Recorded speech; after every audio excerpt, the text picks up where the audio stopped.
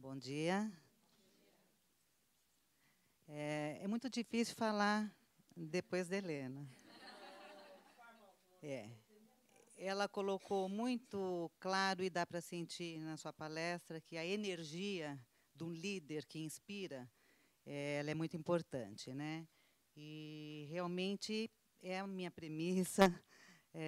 Sempre achei que eu tinha que inspirar e motivar meus colaboradores, dentro dos princípios que a gente tenta levar para a empresa, o tal do DNA, do PH e etc. Né? Eu comecei essa empresa em 2006, mas antes disso eu tive outras pequenas empresas de varejo, sempre no ramo de carne, de frigorífico, né? Então, eu comecei lá em 89 também com representação comercial, de venda de carne para atacado, para açougues. Então, era uma representante. E um dia, um dono de um frigorífico do Paraná, que era um mercado estritamente masculino, né, ele mandou me buscarem de avião, porque ele queria conhecer quem que era a mulher que vendia carne para São Paulo inteira.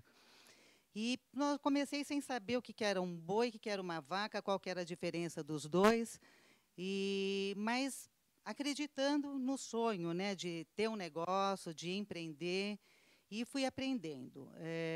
Nesses 30 anos aí que eu tenho no mercado como empresária, microempresária, agora média empresária, sempre tive claro que o sonho realmente é o mais importante. Na época, o que me motivou, que despertou esse sonho de crescer, foi criar meus filhos. Foi dar uma vida melhor para eles. Eu era professora, pedagoga, e eu falei, não vai dar nesse país só com isso para eu dar tudo que eu quero para os meus filhos.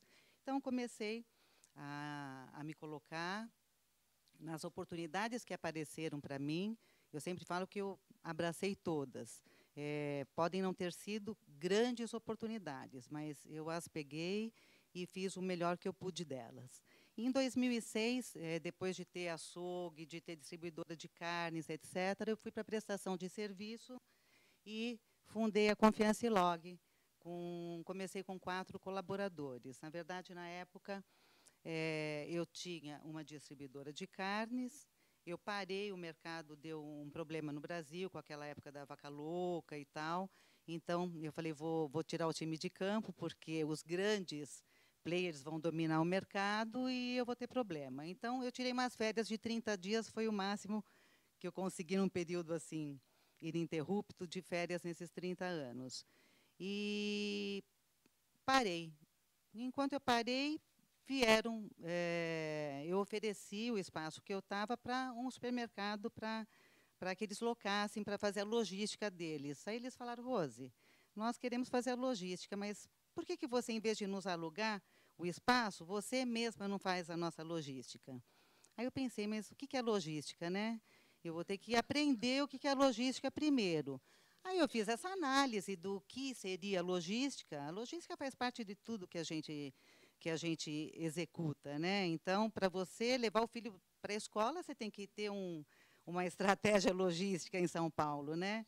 Então, eu comecei a extrapolar esse pensamento sobre a logística e comecei o negócio com 4 colaboradores, montei um projeto para eles acharam adequado, é uma rede de 80 lojas de supermercado, e comecei.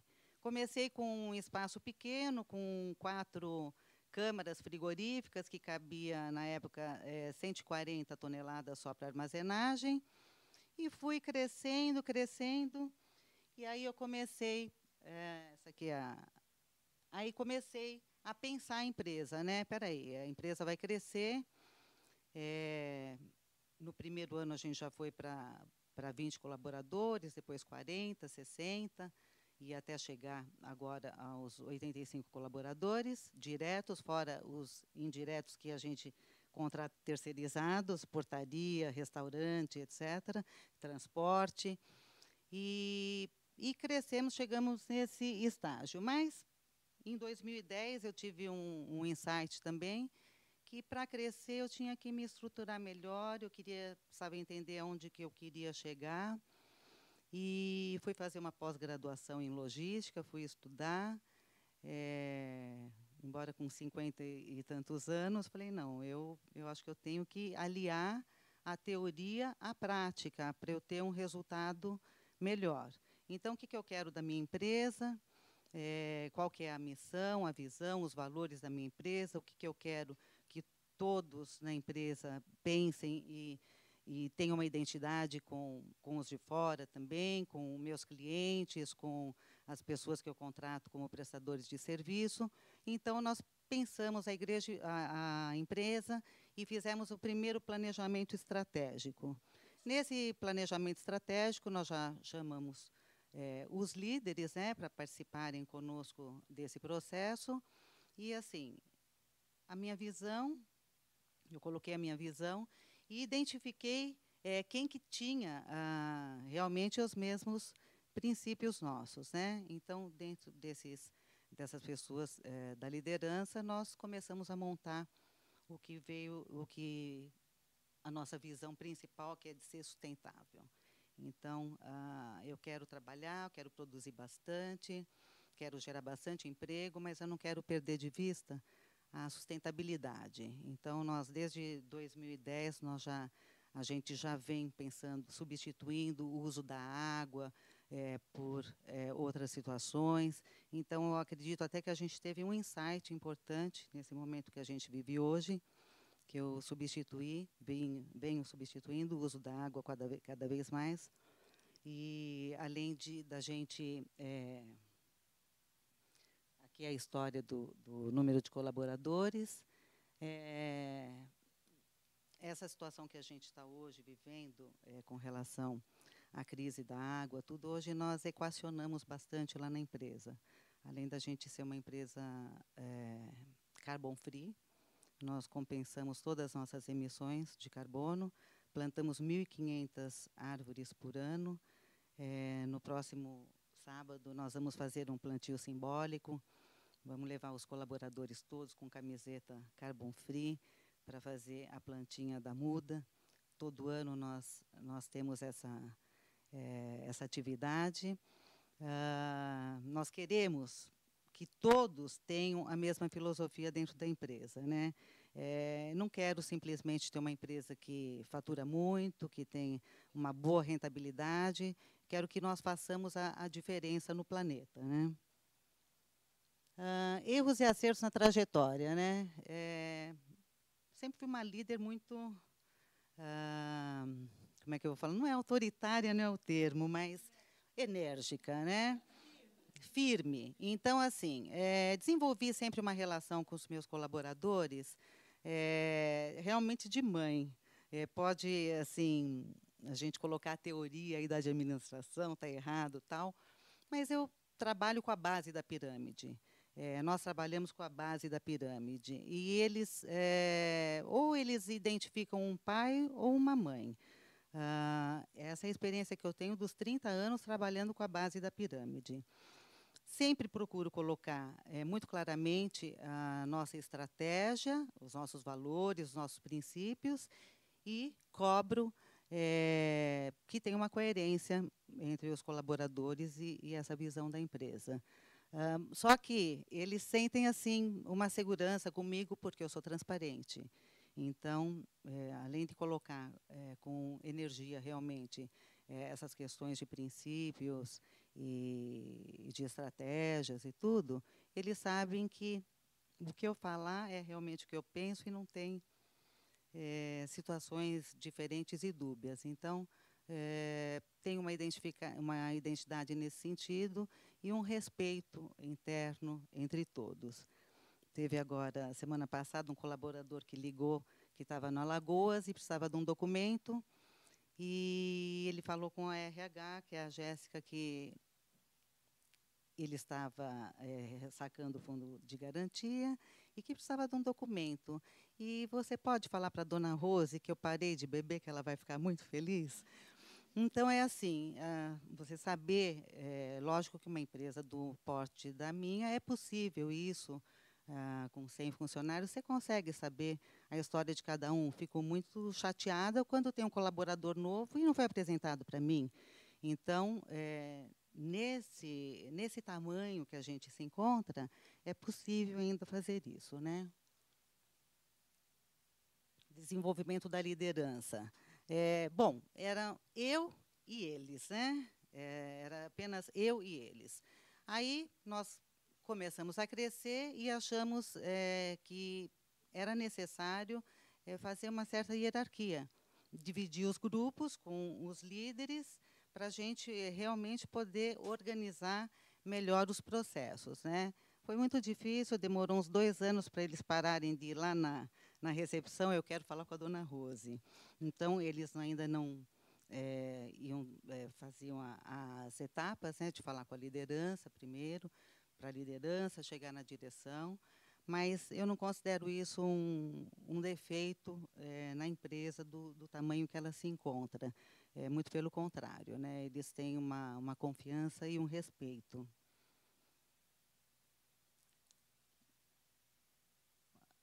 Quando nós demos o primeiro planejamento estratégico, ficou só eu, o sócio, o gerente, o RH, e nós fizemos lá, montamos a estratégia da empresa, tudo, mas essa comunicação das metas, ela ficava transmitida de uma forma muito fria, né?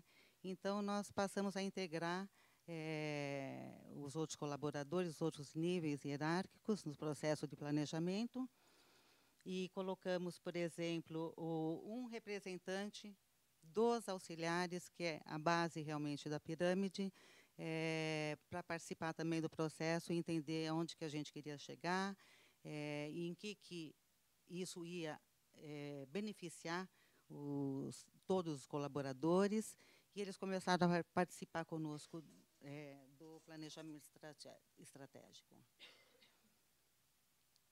É isso. Nós trabalhamos bastante com a oportunidade interna, né? O recrutamento interno. A Helena colocou que realmente a questão eu quero uma água. Que a questão da educação hoje é um entrave muito grande no desenvolvimento dos colaboradores. A nossa empresa hoje oferece cursos.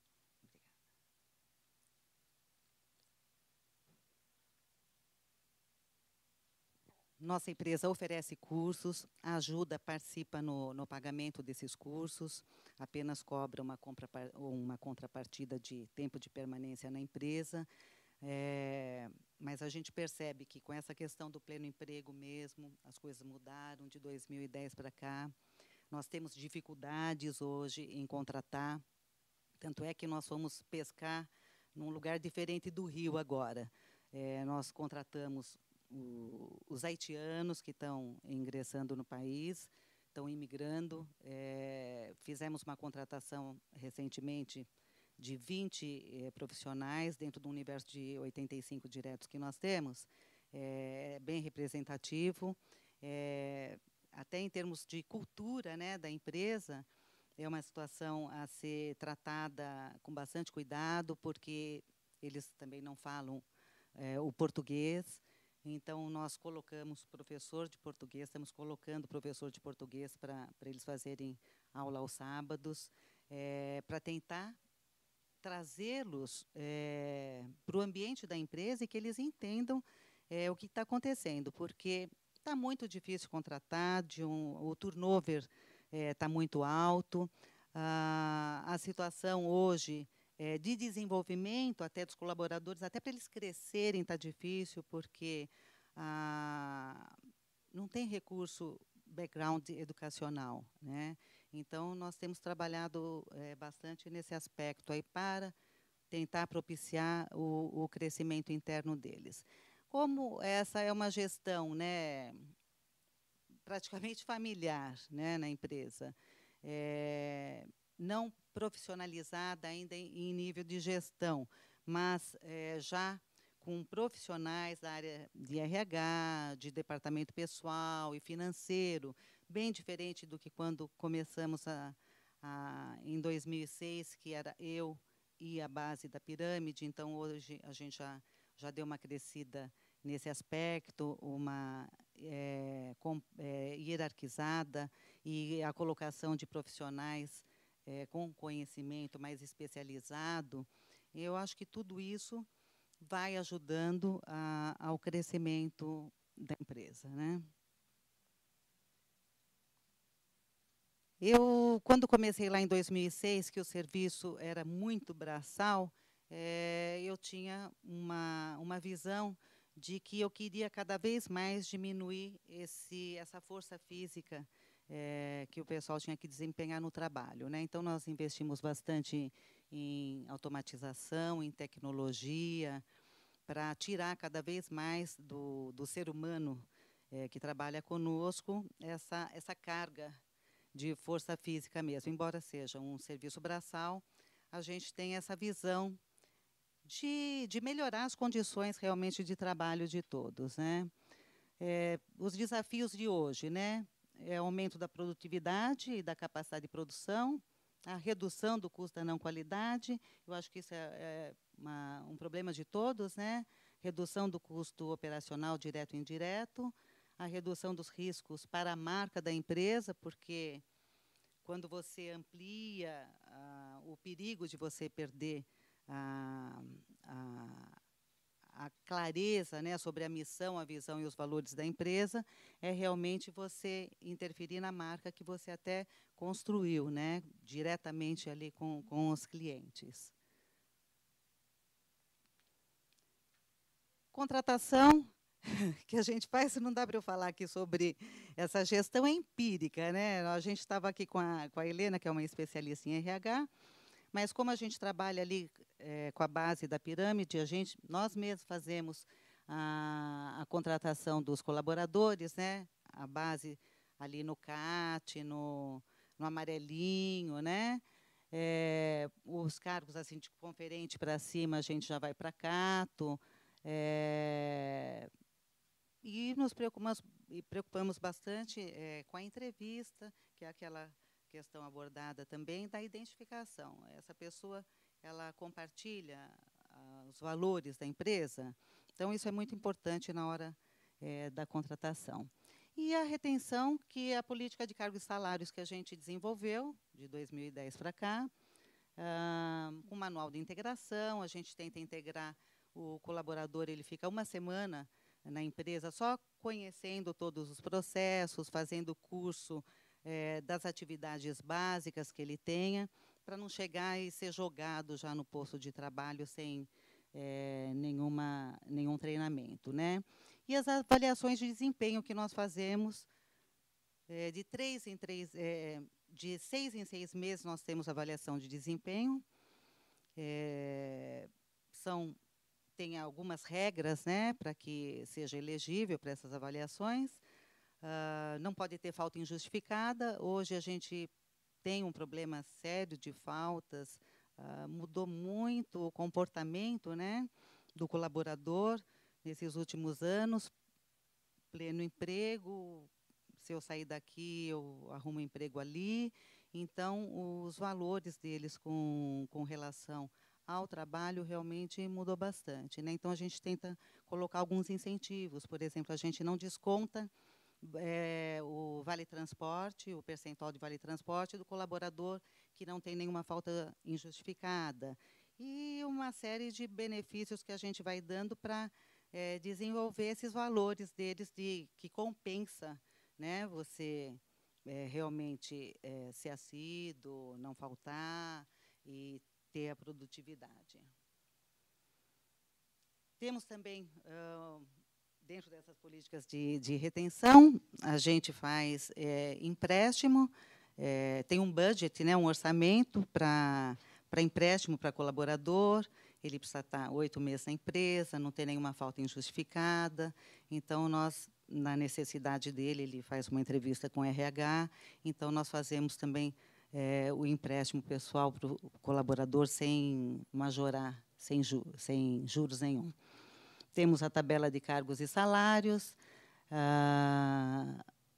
São os incentivos que a gente dá com relação ao Vale Transporte, a bonificação por produtividade. Agora, no final do ano, nós temos o trabalho bem acelerado por Natal, a gente trabalha com varejo e tal, e eles têm lá uma pontuação por produtividade. E quanto mais produtividade, mais ganho, a possibilidade de um 14º salário.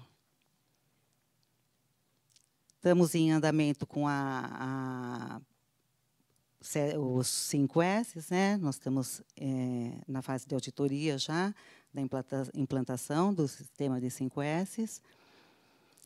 E estamos amanhã, sábado, essa semana no sábado, fazendo o plantio simbólico, que é reforçando a visão da empresa de ser sustentável, né? Fora isso, nós temos um jornalzinho onde a gente faz a comunicação com eles na empresa. Eles também participam, mandam matéria. Temos a cartilha para a sustentabilidade, que a gente faz um trabalho enviando para a casa dos colaboradores, para as esposas, endereçado para as esposas. E aqui tem as dicas de como economizar água, como escolher melhor as verduras ou frutas da estação. Então, são dicas de sustentabilidade, que a gente acha que, se eles aprenderem lá em casa, ensinarem os filhos também, eles revertem isso e a gente vai fazendo uma transformação na sociedade, né? E temos a cartilhinha também dos 5 S's, que é aquele programinha japonês, né, de limpeza, descarte,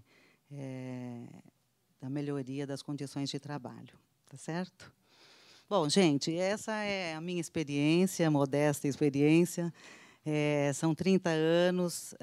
O meu objetivo era esse, era ter uma empresa com missão, visão e valores compatíveis com o mundo que a gente vive.